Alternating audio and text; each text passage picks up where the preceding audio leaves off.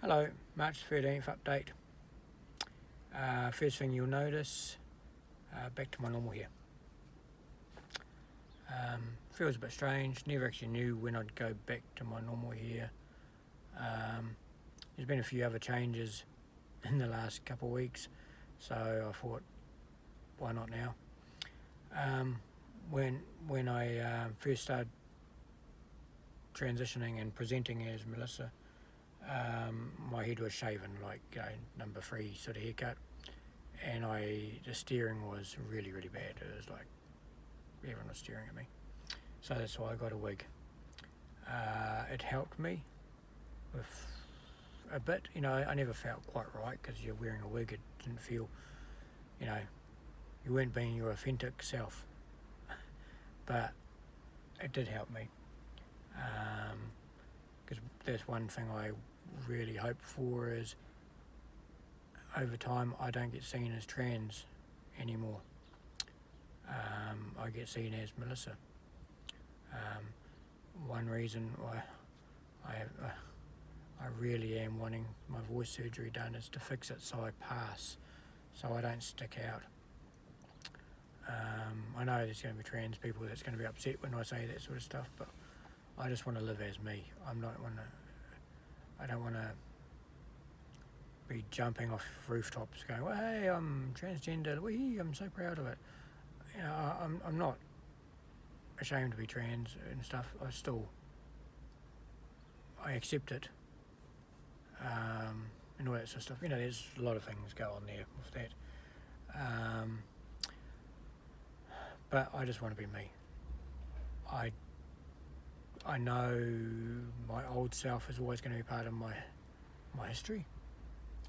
I don't call myself as dead naming, like some people talk about dead naming and stuff.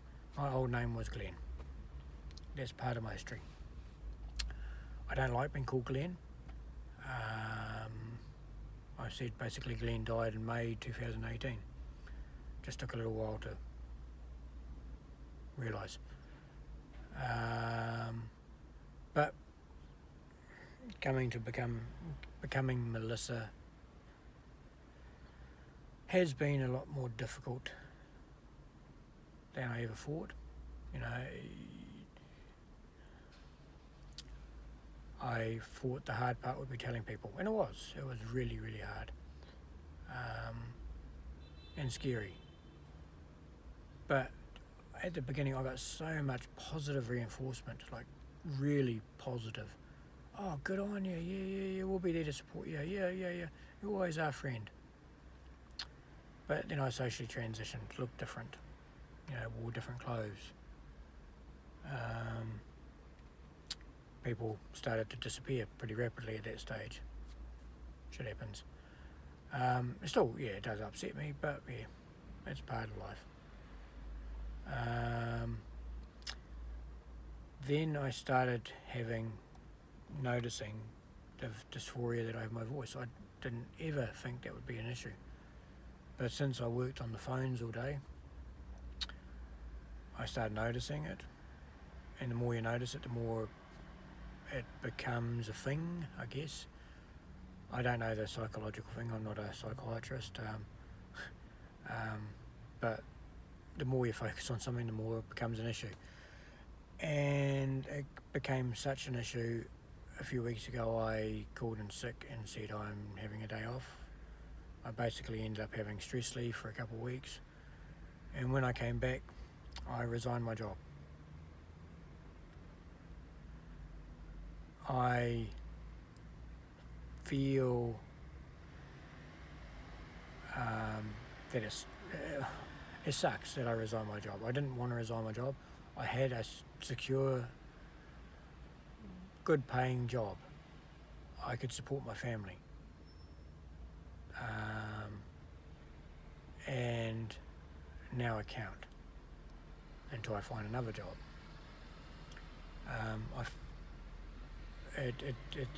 It's really bad that for 26, 27 years I've spent my life in one industry, apart from a year when I did security work, which I enjoyed. But I've spent all my life in the automatic manual transmission drivetrain industry. So I learnt that. I've done everything in that industry, from sweeping the floors to managing a workshop, and tried to own one workshop at the time. But I got to a point where being in the workshop was killing me, quite literally. So I made a change, and a job came up, which was doing parts in the transmission industry, which I thought is good. It's it's something I know. I never intended to stay there long term. I wanted to use it as a transition period to get out of the transmission industry. Like I thought maybe 6 months, and I'll learn stuff and then I'll move into some other corporate company. That didn't happen. I don't have the confidence to do that sort of stuff. So I ended up staying there for 6 years and 4 months. I always hoped that I would progress into a different role off the phones, especially over the last year. I really wanted to get off the phones, and bosses and all that knew that. But unfortunately, there is not a position for me to do a job off the phones at this current stage, if ever. I don't know. Because most of the stuff, it's managed out of Australia, so they have all the product managers and category managers and other whatever people in Australia, and for some reason that's how it is. So something had to change. Unfortunately, the easiest thing for me to change was me quit my job. If I didn't quit my job, my voice stuff would have got worse and worse and worse.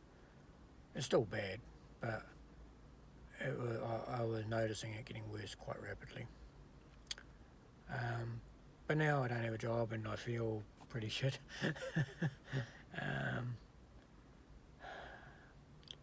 No, and I want to get out of the transmission industry. Even in the transmission industry, no one wants to employ me now that I transitioned.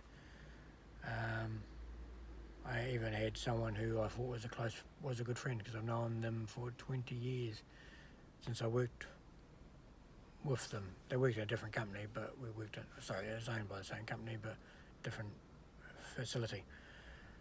And he said he wouldn't employ me because basically he wouldn't know how customers would react if, there's one of you people there. That's the comment that I had. So that sort of sucked, considering I classed him as a friend.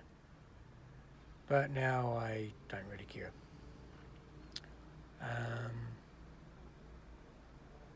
It's been very hard, last few weeks especially. I've applied for lots of jobs. Most of them I'm probably not qualified for because I don't have qualifications. All I've done is transmission stuff. But I'll keep looking.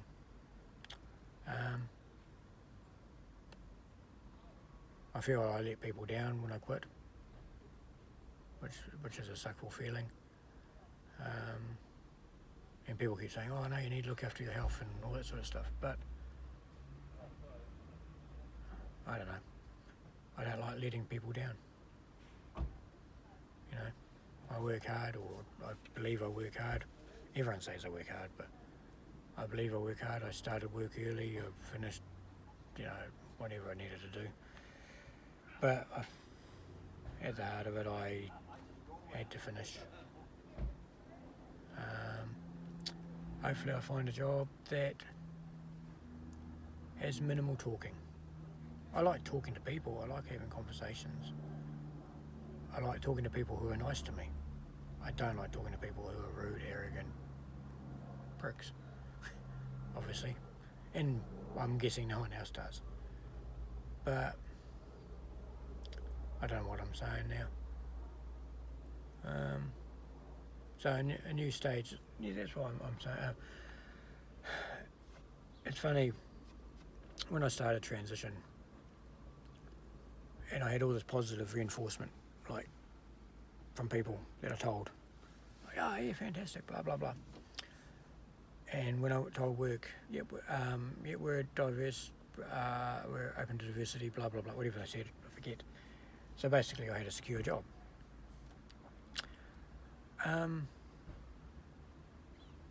And I thought I'd be the one that I don't have all these issues where people ostracise you and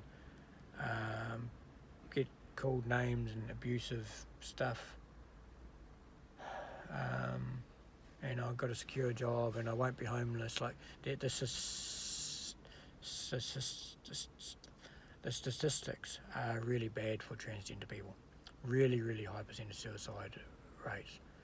I've been there many times. I'm still here, and you know,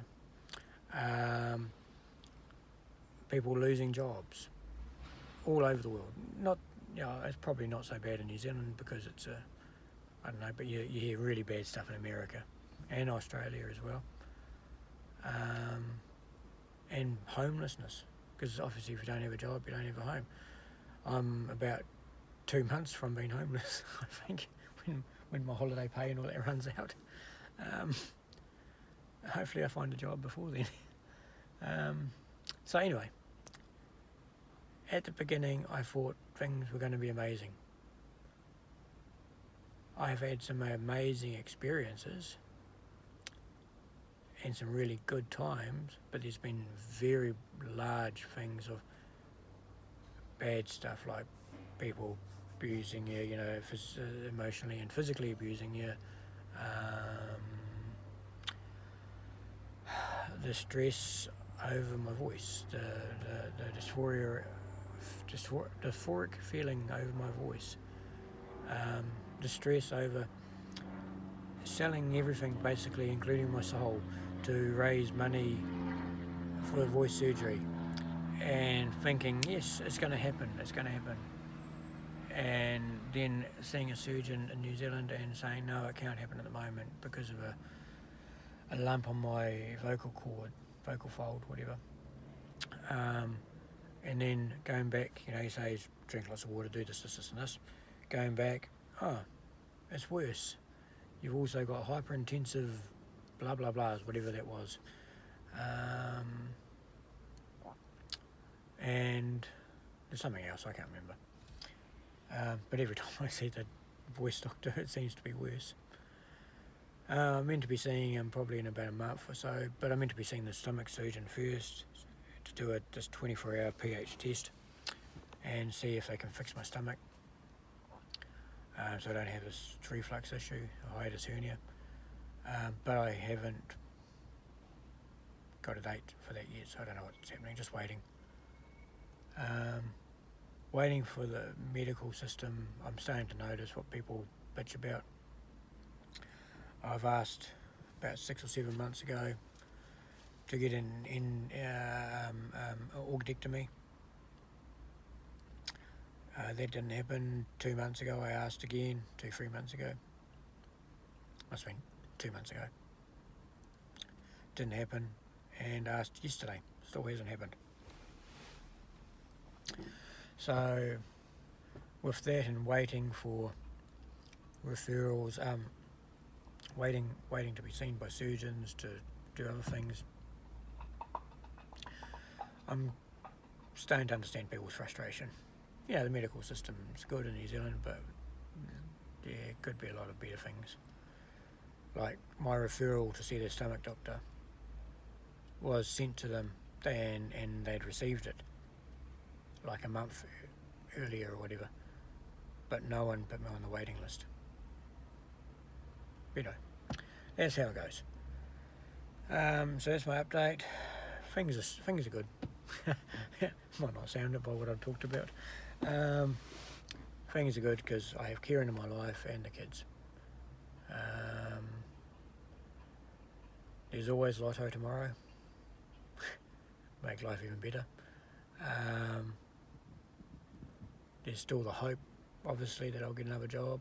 I will get another job, but it's just at that moment I'm a bit on the depressed side because I don't want to be out of work. I want to be back into work tomorrow. You know, like if someone rang up and said, I got this job for you, it's out of the transmission industry, it's a product development role or whatever, I don't know what, there's all these terms that I don't actually understand because I've only worked in transmission, and we'll pay you this amount of money, I'll be there on Monday. We don't care that you're trans. You know, that would be fantastic. But just finding that job. Anyway, that's my update. It's 15 minutes. I was only planning on 10, but anyway, I talk about shit. I'll do another update. Hopefully I have better news. Hopefully I have a job. Hopefully I have a surgery date. Hopefully I have a lot of things happen before the next update, and then it'll be a really, really good update. Thanks. Bye. Love you all. See ya.